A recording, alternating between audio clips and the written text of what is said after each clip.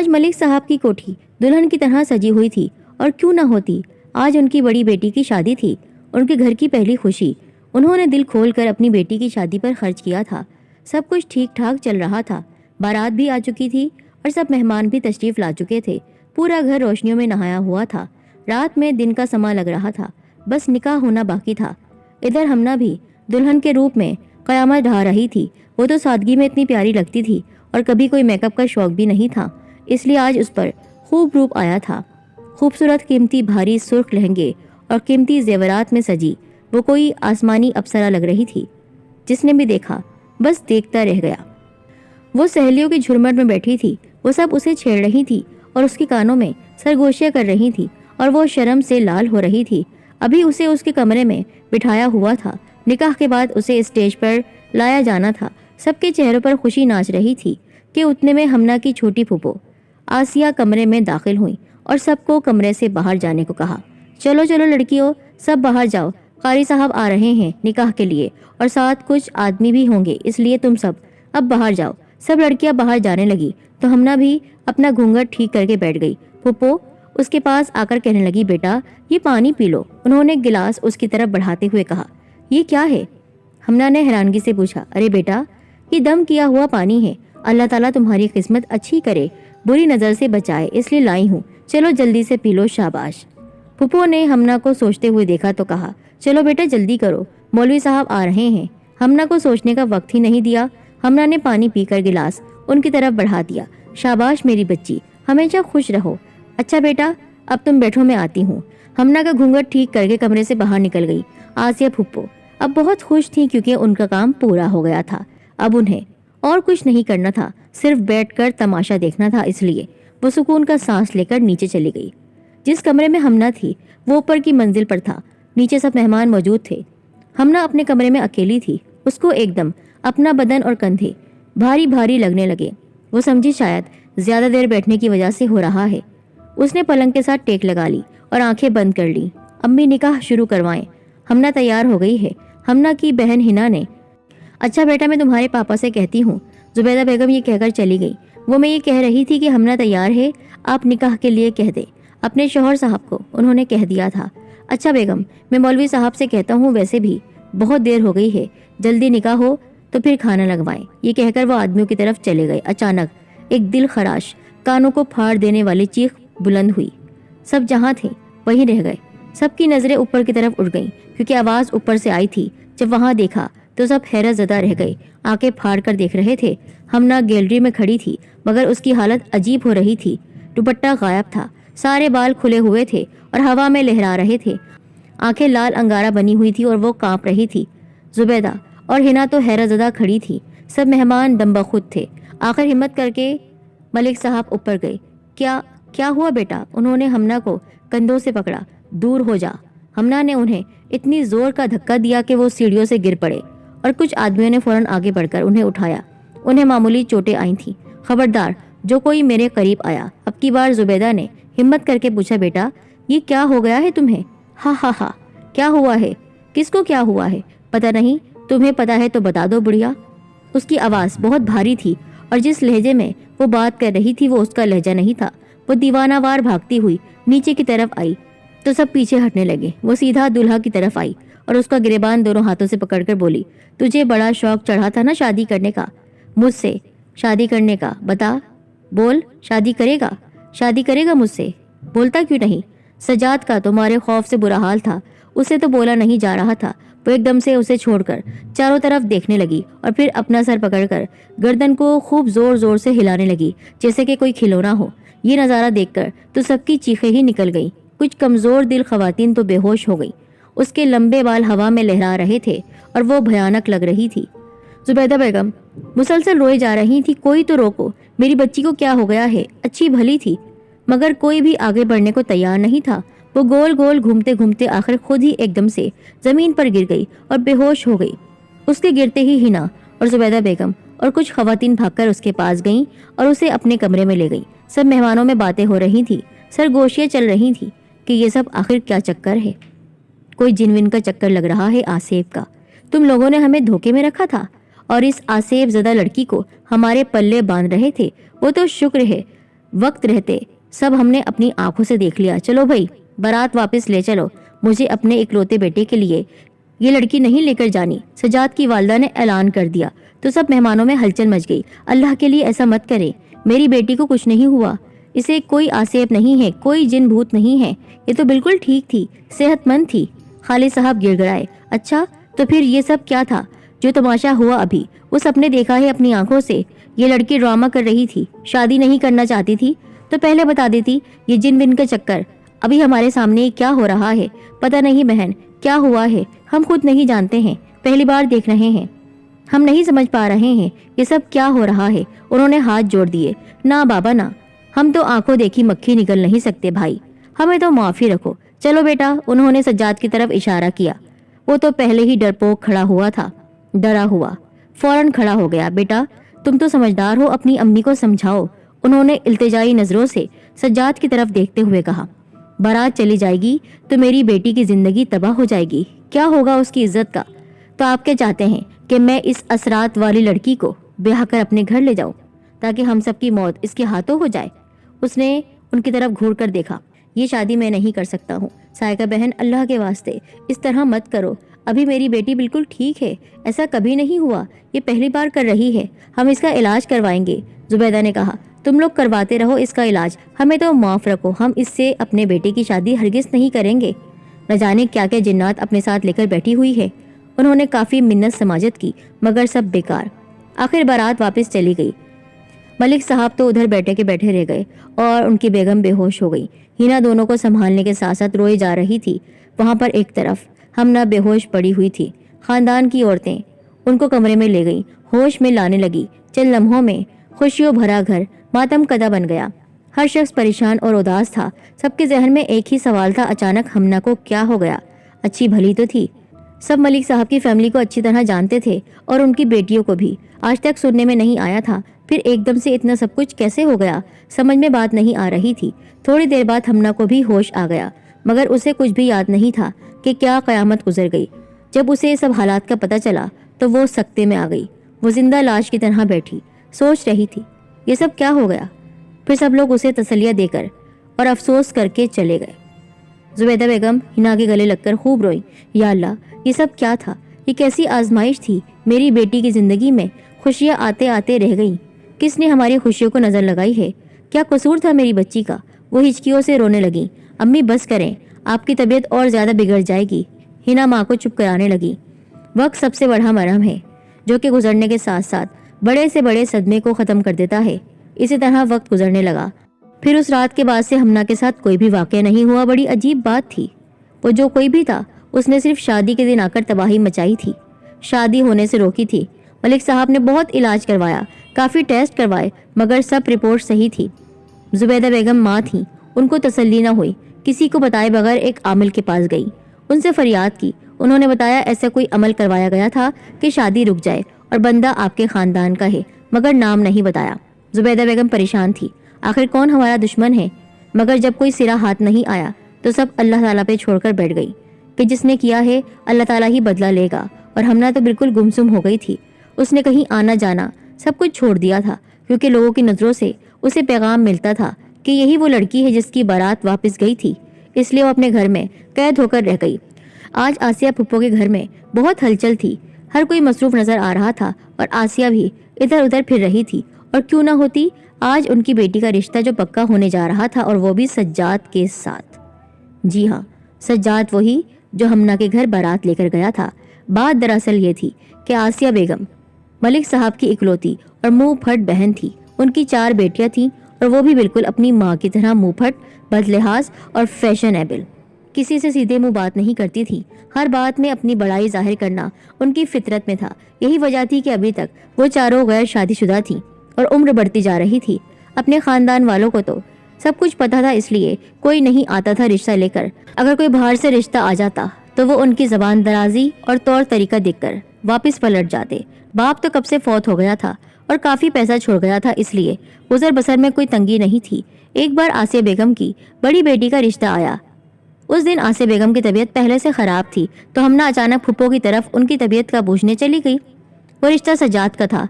वो लोग आए तो हुमेरा को देखने के लिए थे, मगर हमना को देखकर उसे पसंद कर लिया। घर जाकर हमना के लिए हाँ कर दी। आसिया बेगम कहाँ चुप रहने वाली थी, उनको तो गोया पतंगे लग गए। वो हमना में लाख बुराइयां गिनवाने लगी। ये भी ना सोचा कि उनकी भतीजी है, जो मुंह में आया बोलती गई। मगर लड़के वालों ने अपने तौर पर पता करवाया, क्योंकि सज्जाद को हमना बहुत पसंद आई थी और इस तरह वहाँ बात पक्की हो गई। जब आसिया को पता चला तो वो भाई भाभी से खूब लड़ी कि तुम्हारी बेटी ने मेरी बेटी के हक पर डाका डाला है। मगर उन्होंने कहा, हमें तो कुछ नहीं पता, अगर हमें पता होता तो हम कभी हाँ नहीं करते। असल में सज्जाद का खानदान बहुत अमीर और पढ़ा लिखा था, और वो था भी इकलौता, और शादी के बाद उसको बाहर चले जाना था। ये सब बातें आसिया बेगम से हजम नहीं हो रही थी। और फिर जब हमना की तारीख पक्की हुई तो भाई और भाभी दोनों उन्हें मनाने आ गए। देखो आसिया, ये सब फैसले तो आसमानों पर होते हैं। उन्हें अगर हमना पसंद आ गई तो क्या हुआ, तुम्हारी बेटियां भी तो मेरी ही हैं, फौरन उनके लिए अच्छे रिश्ते तलाश करूंगा। मलिक साहब ने बहन को अपनाइयत से समझाया। ये भी तो आपकी अपनी ही बेटी है, भतीजी और फूफी का खून एक ही होता है, आप कैसे नाराज हो सकती हैं? भाभी ने प्यार से कहा। फिर जाने क्या सोचकर आसिया के दिल में ख्याल आया, क्यों ना इस वक्त मैं खामोश रहूं और राजी हो जाऊं। राजी हो गई। उस वक्त किसी को शक भी नहीं गुजरा कि आगे जाकर वो क्या करने वाली है। आसिया इतनी आसानी से तो हार मानने वाली नहीं थी, और फिर जो भी हुआ वो सब उनका ही किया धरा था। और फिर कुछ हफ्तों बाद न जाने आसिया ने क्या चक्कर चलाया कि वो रिश्ता फिर से हुमेरा के लिए आ गया। अरे मैं तो पहले ही कहती थी ये लड़की ठीक नहीं, मगर आपको हमना का भूत सवार था। अब हो गई तसल्ली। आसिया भी उस पर। आसिया बेगम ने सज्जाद की माँ से शिकवा किया। बस बहन क्या करें, अपने बेटे की जिद के आगे मजबूर थे, मगर हमें क्या पता था वो आसेब ज़दा है, असरात हैं उस पर। वो खौफजदा होकर बोली, बस बहन छोड़ें और मुंह मीठा करें। यूं दोनों ने एक दूसरे को मिठाई खिलाकर बात पक्की की। शादी अगले माह तय पाई। जब सारे खानदान में बात फैली तो बहुत सी बातें होने लगी। फुप्पो को सब जानते थे कि उन्होंने ये रिश्ता किस तरह अपनी तरफ मोड़ लिया है। गर्ज के जितने मुंह उतनी बातें, उनका कुछ नहीं बिगाड़ सके। आसिया बेगम ने भाई के घर शादी का कार्ड भिजवा दिया और खुद घर नहीं आई, और शादी पर मलिक साहब के घर से कोई नहीं गया। उन्हें बहुत दुख था कि आसिया ने जरा भी ख्याल नहीं किया। उन लड़के वालों ने उनकी कितनी बेइज्जती करके बारात वापस ले जाने का बोला था। लड़के ने क्या कुछ कहा था, मगर ये कैसी बहन थी, इसने उन्हीं लोगों से रिश्ता जोड़ दिया जिन लोगों ने उनकी भतीजी को छोड़ा था। आप किन सोचों में गुम हैं? जुबैदा बेगम ने कमरे में आकर उन्हें सोचते हुए देखकर पूछा। कुछ नहीं, आप भी ना अपनी बहन को समझ नहीं सकते। दुख से बोली, आप यकीन करें या ना करें, मुझे तो हमना की हालत की जिम्मेदार आसिया ही लगती है। उस दिन जो भी हुआ फिर कभी ना हुआ। हमना बिल्कुल ठीक है, ये सब मेरी बेटी की शादी रुकवाने के लिए था, वरना आज फिर आसिया उसी जगह अपनी बेटी न देती। आपकी बहन कुछ भी कर सकती है, ये आप अच्छी तरह जानते हैं। उसने जादू किया है। शायद तुम ठीक कह रही हो, मगर क्या करें अब, उन्होंने सोचते हुए कहा। अगर इसमें आसिया का हाथ है और उसने सब कुछ किया है, तो जिस तरह उसने हमें दुख दिया है अपने भाई के खानदान को, तो उसे भी अल्लाह कभी खुश नहीं रखेगा, और मेरा फैसला अल्लाह करेगा। ये कहकर जुबैदा फिर से रोने लगी। बस फिर क्या था, शादी होना थी, हो गई। कुछ वक्त सुकून से गुजरा, मगर हुमेरा ने अपने पर पुर्जे निकालना शुरू कर दिए। जाहिर है उसकी जो फितरत थी कहाँ बदल सकती थी। वो हर बात में अपनी मनमानी और जिद करती थी। सास नंदों को बिल्कुल खातिर में न लाती। सब अलग परेशान थे कि उसे क्या हो गया, मगर वो नहीं जानते थे कि हुमेरा किन किन आदत की मालिक है। सज्जाद भी उसको उसके रवैये पर खूब डांटता था, मगर उसकी आदतें वो भला कब छुटने वाली थी। साथ ही उसको अपनी माँ का सहारा था, वो भी उसकी उन बातों पर उसे मना नहीं करती थी, बल्कि और शे देती थी। इस तरह घर में हर वक्त झगड़ा रहने लगा। जरा जरा सी बात पर वो हंगामा खड़ा कर देती। सारा मोहल्ला सुनता, और सज्जाद की माँ उस दिन को कोसती थी जब वो उसे ब्याह कर घर लाई थी। मगर अब क्या हो सकता था, अब तो मजबूरी थी, वो कुछ नहीं कर सकती थी। अम्मी, अब मैं उस कैद खाने में उन पागलों के साथ नहीं रह सकती। कोई ऐसा चक्कर चलाओ कि सज्जाद मुझे अलग घर लेकर दे। और एक दिन हुमेरा ने मौका देखते ही फोन पर माँ से ये बात कह दी। अरे बेटा, ये तो कोई मसला नहीं है, बाबा जी से बात करके काला जादू करवा देते हैं, क्योंकि काले जादू के जरिए ही घर तोड़े जाते हैं। खूब जोर जोर से हंसने लगी हुमेरा की सास। उनको आसपास से ये बात पता चल गई कि ये लोग ठीक नहीं हैं, जादू टोने करवाने के माहिर हैं, वरना इस तरह की बदतमीज और मुंह फट लड़की को कौन ब्याहता। जादू का सुनकर तो हाथ पांव ही फूल गए। वो हुमेरा की उन हरकतों को सोचने लगी जो वो करती थी। कभी कभी वो अकेले कमरे में बैठे मुँह ही मुँह में कुछ बड़बड़ा रही होती थी और उस वक्त वो बहुत पुरस्कार लगती थी, मगर उस वक्त उनके दिमाग में ये सब बातें नहीं थी। मगर लोगों की जुबानी ये सुनकर उनको होश आ गया। अब उन्होंने हुमेरा की हर हरकत पर नजर रखना शुरू कर दी। अंदर से वो बहुत खौफजदा थी कि पता नहीं ये क्या इरादा रखती है, मगर ये भी जानती थी कि हुमेरा बहुत चालाक है।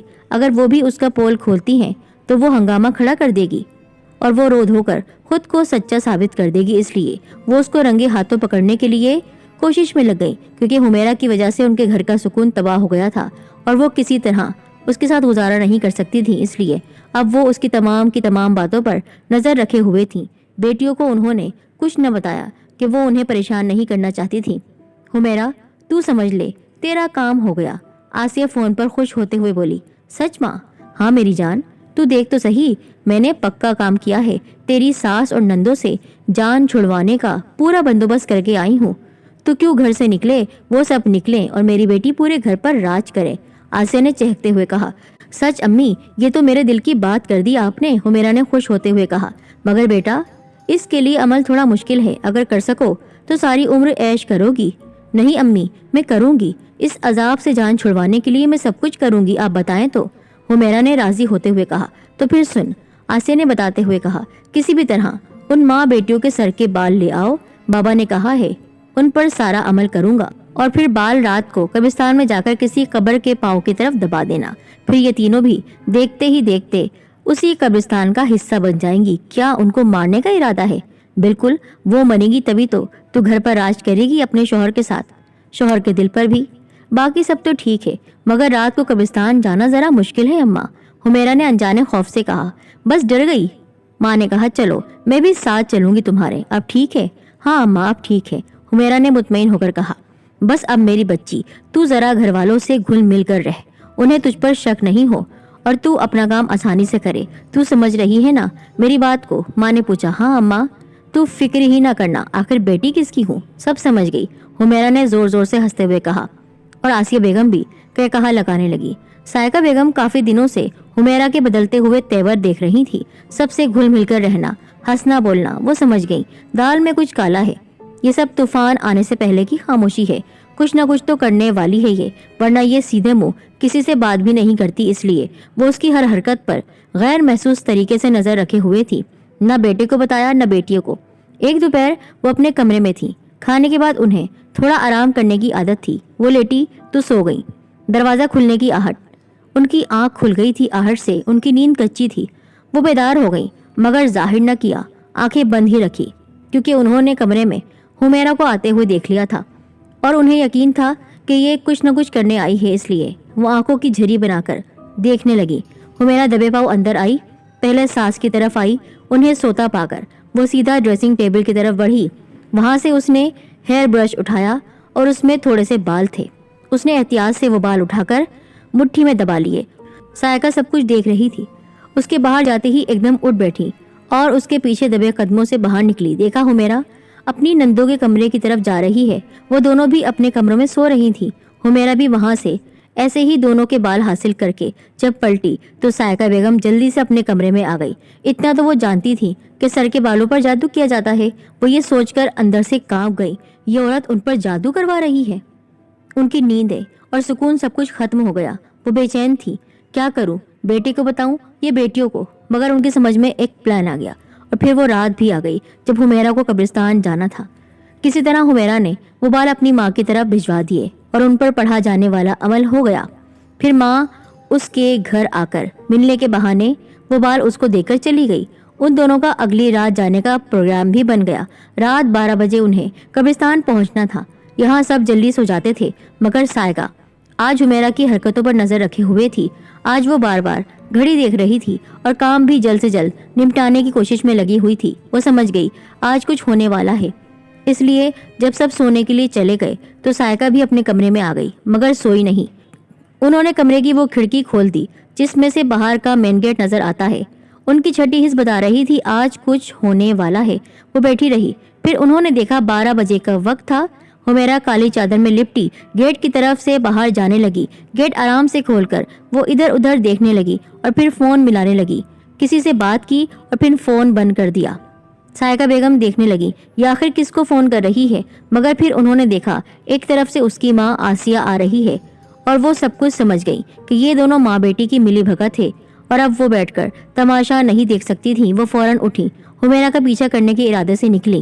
وہ اپنے بیٹے کے کمرے کی طرف بڑھی، اسے اٹھا کر اپنے ساتھ چلنے کو کہا۔ وہ پریشان ہو گیا، کیا بات ہے ماں، خیر تو ہے؟ اور یہ حمیرہ کہاں ہے؟ اس نے حمیرہ کو بستر پر نہ پا کر ماں سے پوچھا۔